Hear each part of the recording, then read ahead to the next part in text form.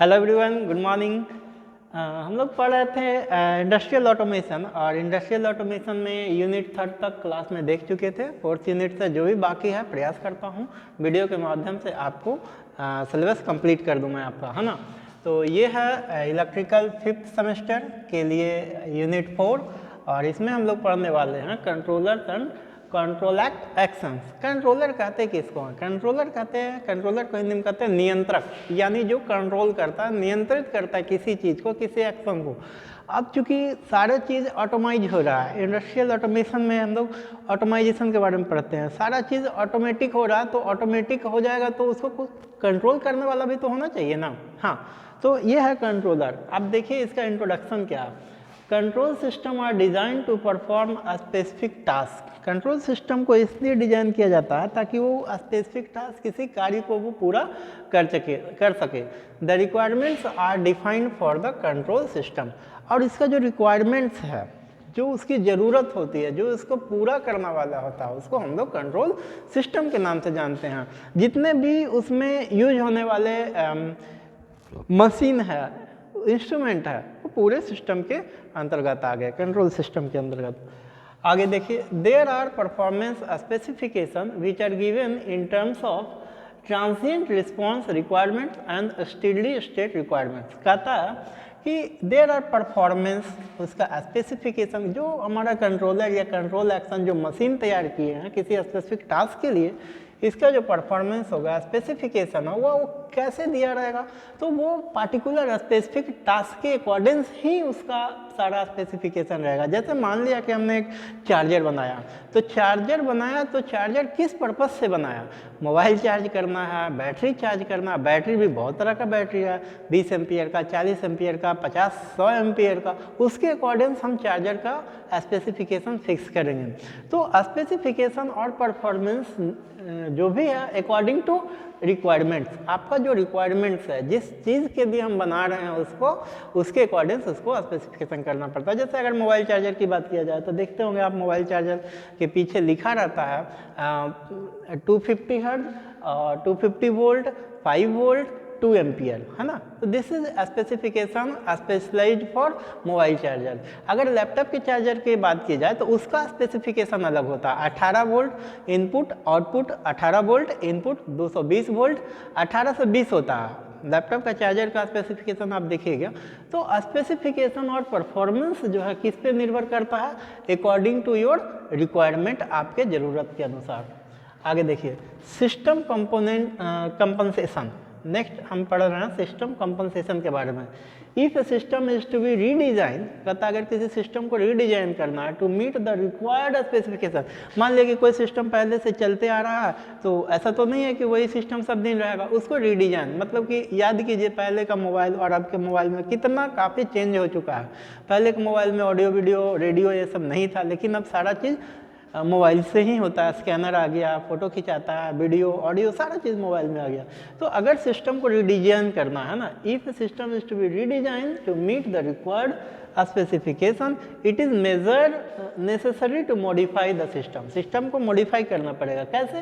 तो by adding an external device, बाहरी device को ऐड करके, है ना। बाहरी डिवाइस, जैसे पहले का मोबाइल इतना वास्ट और इतना स्मार्ट नहीं था जितना कि अब है। जैसे पहले 1 GB का रैम आता था, 8 GB का internal hard disk Rome.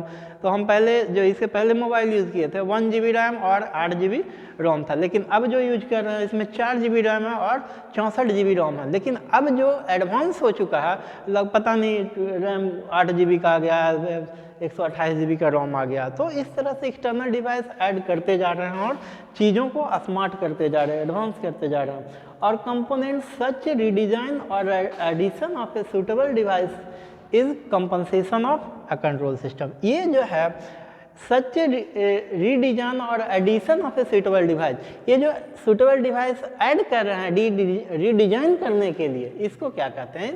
Compensation of a control system. Control system का ये कंपनसेशन है, यानी उसका सहयोगी डिवाइस है। The device which is use to modify the behaviour of the system so as to achieve the specification is called compensator.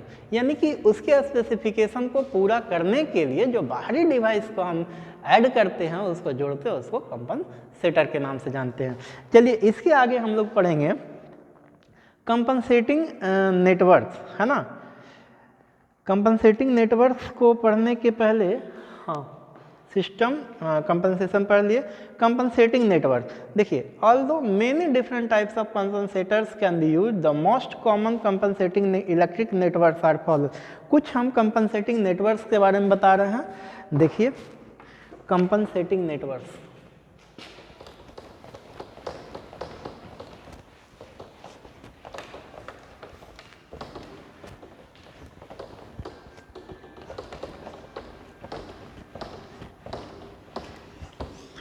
पूरा आप लोग नोट्स बना लीजिएगा और नोट्स के अकॉर्डिंग पढ़िएगा। मैं प्रयास करता हूँ पूरा सिलेबस ख़त्म कर दूँ समय से पहले।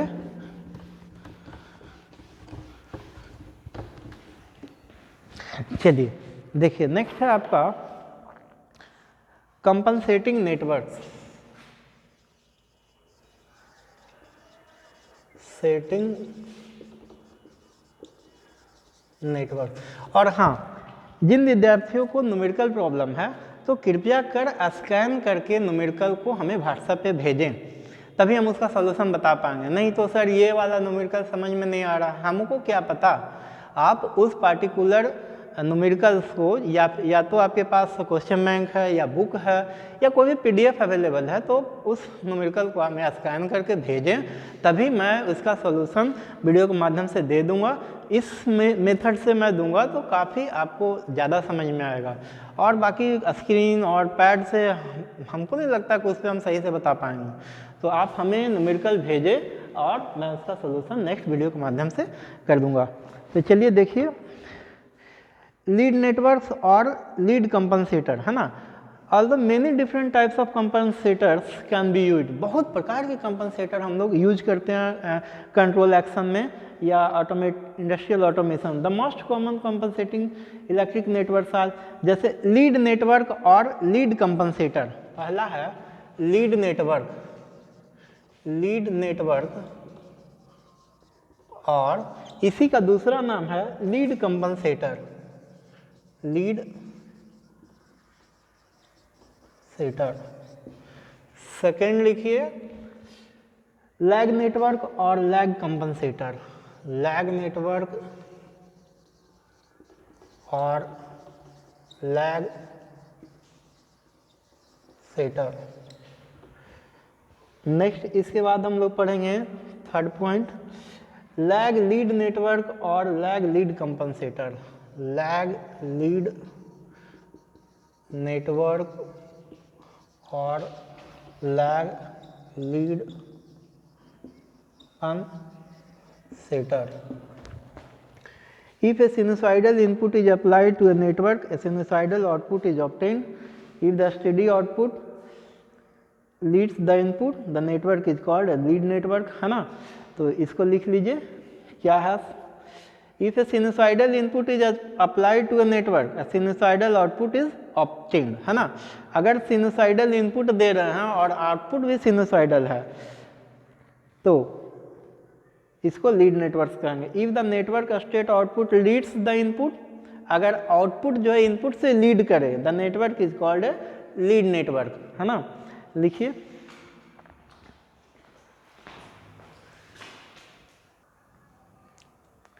चलिए आगे देखते हैं क्या है लीड और लैग के बारे में, है ना। If the steady state output leads, leads means आगे, है ना, द इनपुट, इनपुट से आगे जाता है steady state output, the network is called a lead network. और if the steady state output is lag, पीछे में रह जाता है, बिहाइंड द इनपुट, इनपुट से पीछे रहता है आउटपुट, तो उसको हम लोग लैग नेटवर्क के नाम से जानते हैं।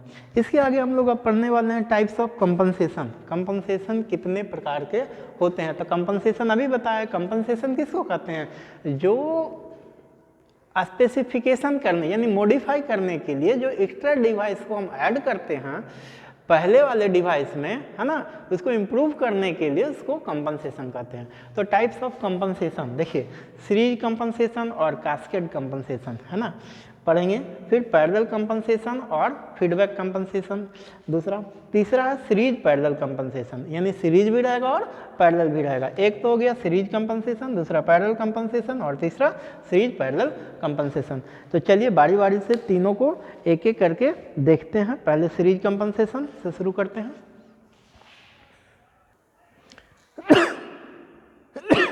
चलिए नेक्स्ट देखते हैं सीरीज कंपनसेशन और कास्केड कंपनसेशन। तो फिगर से आपको पता चल रहा होगा, है ना, क्या है series. If the compensation is played in the forward path, अगर फॉरवर्ड पाथ में हम कंपनसेशन को जोड़ते हैं, the scheme is known as series compensation, बहुत ही आसान है ना। और cascade compensation, the transfer function to the compensator is denoted by GS, ये ट्रांसफर फंक्शन है कंपनसेटर का, and the transfer function of the original process और plant is denoted by GS, है ना। एक देखिए जीसीएस और एक जीएस हो गया original. Figure shows the scheme of series और कास्केड कंपनसेशन। तो ये है हमारा सीरीज, इसमें देखिए सीरीज में यहाँ जोड़ दिया गया, तो ये हो गया आपका सीरीज कंपनसेशन। फिर से समझिए, if the compensation is played in the forward path, the scheme is known as series compensation और cascade compensation. The transfer function to the compensator is denoted by, compensator का ट्रांसफर फंक्शन इससे denote किया जाएगा। देखिए ये compensator हो गया, है ना। And the transfer function of the original, तो ओरिजिनल वाला जो उसी में हम जोड़ते हैं एक्स्ट्रा डिवाइस, उसका ये हो गया जीएस। समझ में आया, is of the original process और plant is denoted by GS. Figure shows the scheme of series और कास्केड कंपनसेशन। कंपनसेशन आएगा तो इतना लिख दीजिएगा। आगे देखिए पैरेलल कंपनसेशन, पैरेलल वाला पैरेलल में जोड़ दिया गया यहाँ पे, देखिए, है ना, क्या है पैरेलल कंपनसेशन और feedback compensation. If the compensator is placed in the minor feedback path, minor feedback path में अगर जोड़ दिया जाए कंपनसेशन को, तो इसको हम लोग क्या कहते हैं, पैरेलल कंपनसेशन और feedback compensation. Figure shows the feedback और पैरेलल कंपनसेशन। तो यहाँ पे देखिए ये मेरा फीडबैक पाथ है, ये भी फीडबैक पाथ है, और ये एक कंपनसेशन पैरेलल में जोड़ दिया गया, तो ये हो गया पैरेलल कंपनसेशन या फीडबैक कंपनसेशन। चलिए नेक्स्ट आगे हम लोग देखेंगे series combined cascade and feedback compensation और सीरीज पैरेलल कंपनसेशन, है ना। सीरीज पैरेलल कंपनसेशन दोनों एक साथ देखते हैं, क्या है, सीरीज पैरेलल दोनों है।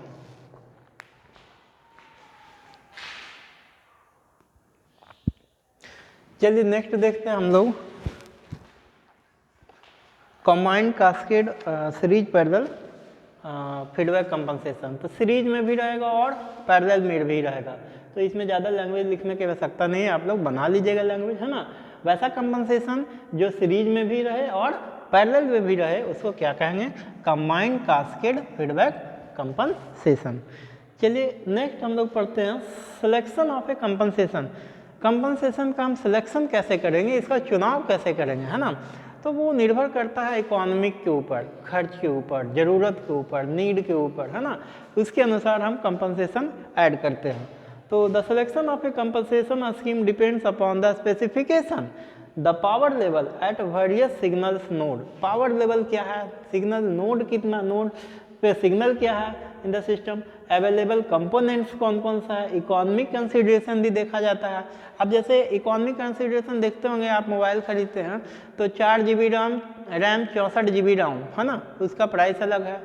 8 GB रैम 128 GB रोम, उसका प्राइस अलग है। तो ये हो गया इकोनॉमिक कंसिडरेशन, उसको भी देखा जाता है। 2 GB रैम वाला भी मोबाइल अवेलेबल है, 2 GB 8 GB रैम वाला भी, है ना, तो वो पैसा कम लगता है उसमें।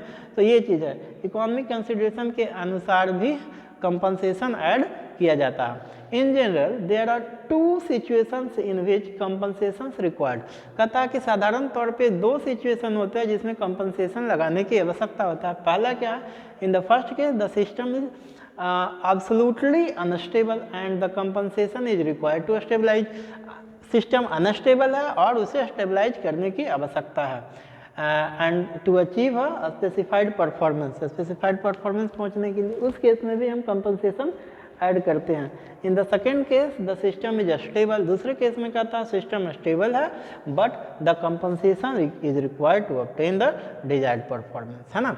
और उसका स्टेबल है लेकिन उसका डिजायर्ड परफॉर्मेंस नहीं दे रहा है, उस केस में भी हम कंपनसेशन ऐड करते हैं। एक तो बोला अनस्टेबल है, उस केस में भी हम एक्स्ट्रा बारी डिवाइस ऐड करते हैं। दूसरा कहता है स्टेबल है लेकिन परफॉर्मेंस सही नहीं है, उस केस में भी हम कंपनसेशन ऐड करते हैं। तो ये था आपका कंपनसेशन। नेक्स्ट आगे सिलेबस बढ़ाते चलेंगे, है ना। तो नेक्स्ट वीडियो के माध्यम से चलिए, आज के लिए थैंक यू, धन्यवाद।